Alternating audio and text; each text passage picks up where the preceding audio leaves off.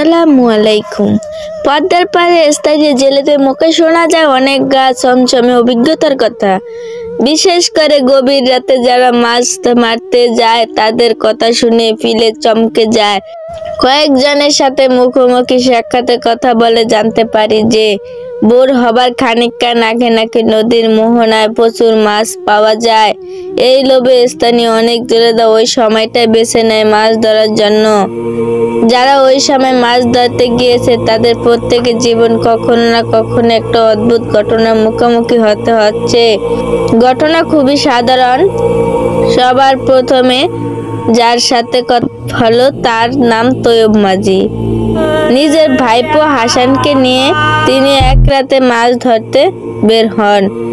রাত ৩টার দিকে হঠাৎ করে নদীতে বাতাস একেবারে থেমে পড়ে। উল্লক্ষ্য নদীর বাতাস বড় যাওয়ার মনে ঝড়ের সুবাস। তিনি হাসানকে বলল হাল ঘুরিয়ে ফিরতে পথ ধরতে। ওনারা মাছ ধরতে ধরতে অনেকটা বেড়ে চলছে। ভেতরে গিয়েছিলেন। হঠাৎ তারা উভয় লক্ষ্য করেন তাদের দেখে প্রায় মাইল খানেক সামনে দিয়ে একটি যাত্রী নৌকা যাচ্ছে। নৌকাটা হয়তো চোখে পড়তো না, কিন্তু অবাক লাগলো কারণ নৌকার ওপর ছাউনির একটা অদ্ভুত রঙের বাতি দেখা যায়। অনেকটা নীলসে আভা বের হচ্ছে। সেই বাতি থেকে মানুষগুলো হয়তো বিপদে পড়তে পারে ভেবে তৈয়ব দ্রুত বৈঠা বেয়ে হাসানের সাহায্যে ওই নৌকার পাশে চলে যান। নৌকার ভেতর উঁকি দিয়ে চমকে ওঠেন তৈয়ব। নৌকায় কোনো মাঝি নেই। তার চেয়ে ভয়ঙ্কর হলো নৌকার পাটাতনে পড়ে আছে এক গাদা লাশ। পুরনো লাশ, পচে গলে আছে। ছাউনির ভিতর এক মসরে পড়া হারিকেন আগুন জ্বলছে। তৈয়ব আলীর মুখ দিয়ে চিৎকার বেরিয়ে যায়। চাচাকে চিৎকার করতে দেখে বইটা ফেলে দ্রুত চাচার পাশে চলে আসে হাসান। দেখে তার চাচার মাথা পাশে চলে আসেন, ঘুরে পড়ছে। দৌড়ে গিয়ে কেনামতো চাচার পটনে ঠেকায়। সে সাথে সাথে মাথা উঁচু করে সামনে তাকিয়ে দেখে সেখানে কোনো নৌকা দূরের কোথাও, আশেপাশে ঘন অন্ধকার ছাড়া কিছুই দেখা যাচ্ছে না। অথচ সে নিজে ওই যাত্রী নৌকা ঠেকিয়েছিল। নৌকার ধাক্কার খাবার আওয়াজ পর্যন্ত শুনেছে। ঠিক খানিকখানি বাদেই প্রচণ্ড বাতাস তাদের নৌকে ডুবু ডুবু হয়ে পড়ে। হাসান দক্ষ ছেলে, ছোটবেলা থেকে নৌকা বেয়ে ওস্তাদ। কোনো মতে চাচার পটনে শুয়ে দিয়ে নৌকা টেনে ঘাটে লাগায়। তৈয়ব আলী টানা 1 সপ্তাহ কথা বলতে পারে নি। এরপর এমনকি রাতে মাছ ধরা ছেড়ে দিয়েছে। ঘটনা এখানে শেষ হলে ভালো হতো, কিন্তু শুধু তৈয়ব আলীই নয়, আরো অনেক জেলের সাথে হুবহু একই জিনিস ঘটেছে। পদ্মার চরে মাঝে মাঝে জেলেরা মাছ ধরতে গিয়ে নিখোঁজ হয়ে যায়। প্রায় নৌকা ডুবির ঘটনা। এর মধ্যে কেন মিল আছে কি? দিন 4 হলো খুন হয়েছে। ও পাড়ার কালাম মিয়ার ছেলে সজীব মিয়া। প্রকাশ্যে দিনে দুপুরে কে বাবা কারা জবাই করে খুন করছে তাকে, এই নিয়ে মামলা হলো। এখানে কাউকে দোষী সাব্যস্ত করতে পারেনি পুলিশ।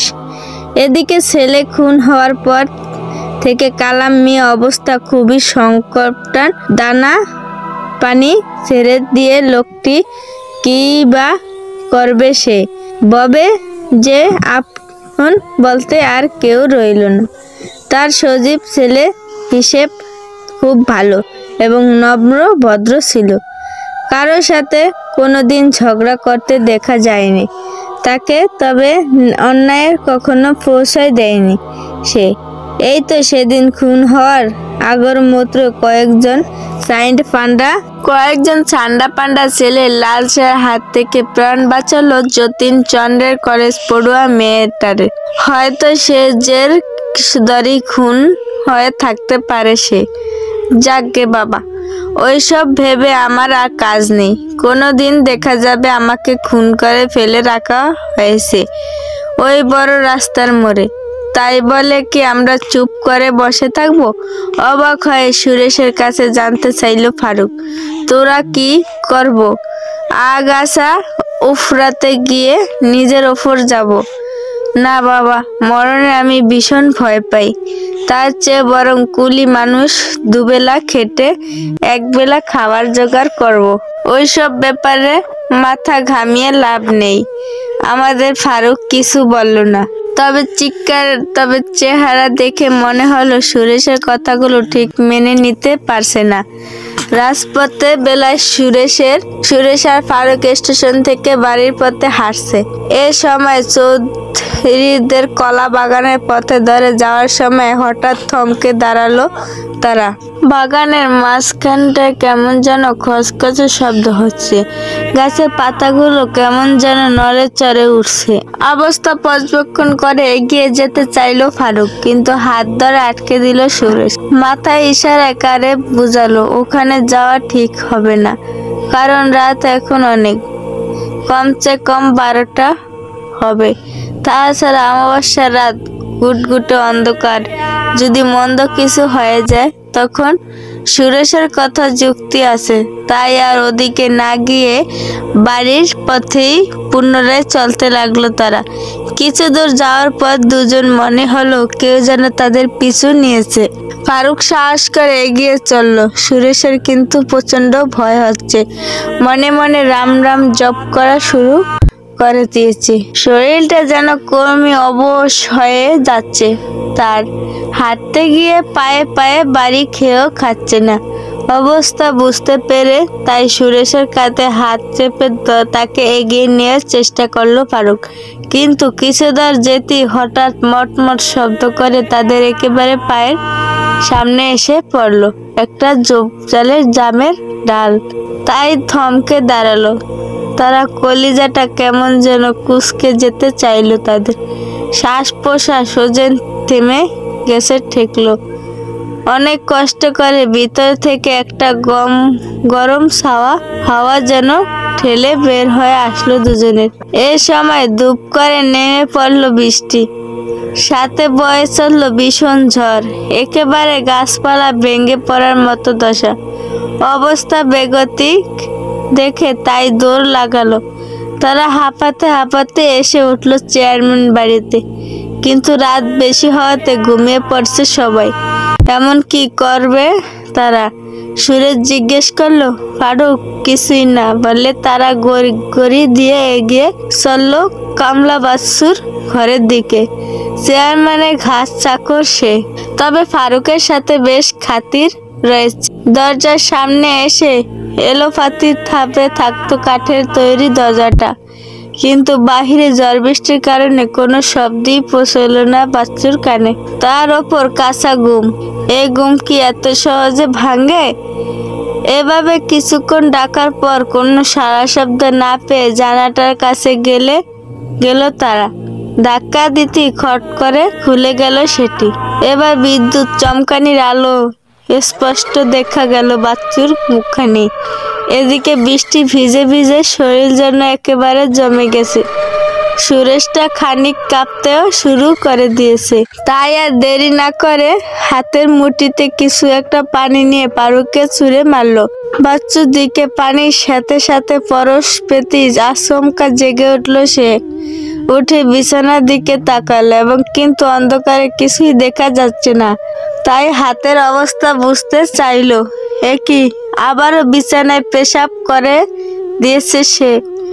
মনে মনে ভাবলো, হারান কবর জটাকে ভালো করে টাইট দিতে হবে। বেটা আমার সাথে বিটলামি, ভেজালো ওষুধ দাও না।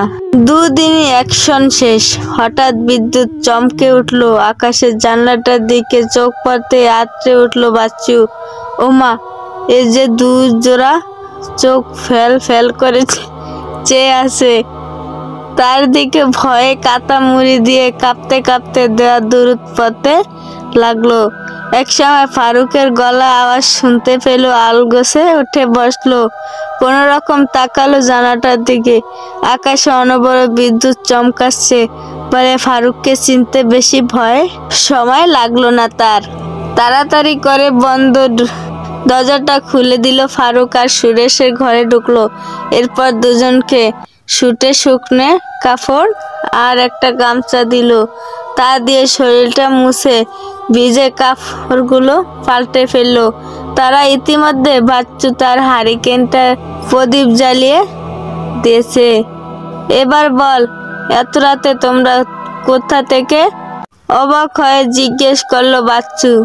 আর বলো না ভাই, কাজ সেরে স্টেশন দিয়ে ফিরছিলাম, কিন্তু চৌধুরীর কলা বাগানটা আসতে কিসব কাণ্ড কারখানা ঘটতে লাগলো।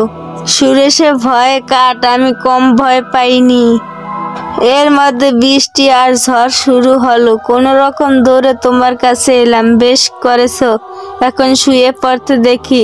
সকাল নিবু নিবু করে শুয়ে পড়লাম। তারা বাইরে তখনও ঝড় বৃষ্টি, বিদ্যুৎ চমকানি, পাশাপাশি ক্ষণে ক্ষণে শোনা যাচ্ছে গুরুম গুরুম মেঘেদের চিৎকার। যাই হোক, ভোরের আলো ফুটতেই ফারুক আর সুরেশ বাচ্চু কাছ থেকে বিদায় নিয়ে রওনা দিল বাড়ির দিকে। চৌধুরী বাগানটার পাশ দিয়ে যাওয়ার সময় হঠাৎ মনে পড়ল গত রাতের কথা।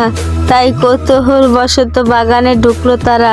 ঢুকে দেখলো চৌধুরী ক্ষতবিক্ষত লাশ ফেলে চমকে গেল তাদের সুরেশ তা দেখি বিকট চিৎকার মেরে বসলো। ফারুক কোনো রকমে তার মুখ চেপে ধরে সেখান থেকে কেটে পড়লো। যত তাড়াতাড়ি সম্ভব বাড়ি ফিরে দুজনে নিম পাতার গোসল মেশানো গরম পানি দিয়ে গোসল সেরে নিল। কিন্তু আসল ঘটনা চেপে গেল সবার কাছে।